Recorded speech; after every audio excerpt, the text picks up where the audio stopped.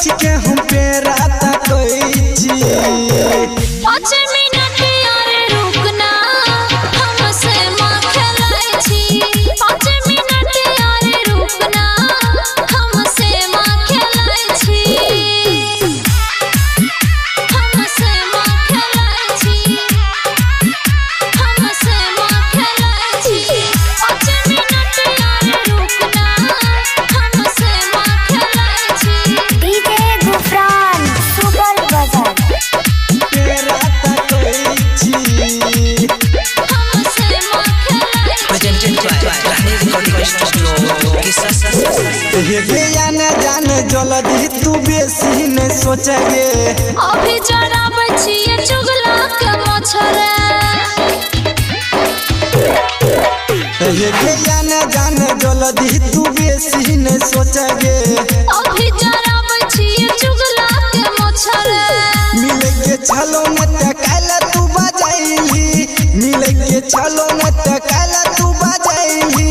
तनी तनी ने हमर बाते बुझै छी 5 मिनट यार रुकना हमसे माँ खेलाए छी 5 मिनट यार रुकना हमसे माँ खेलाए छी हमसे माँ खेलाए छी हमसे माँ खेलाए छी 5 मिनट यार रुकना हमसे माँ खेलाए छी डीजे गुफरान सुपर बाजार पे रात कोई छी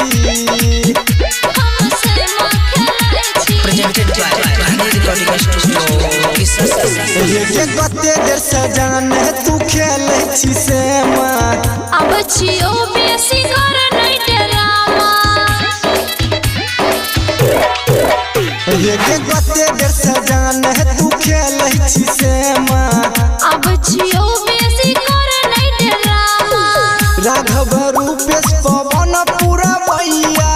राइटर यमन सारावन भैया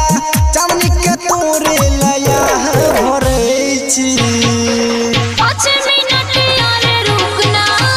हमसे माँ खेलाए छी 5 मिनट यार रुकना हमसे माँ खेलाए छी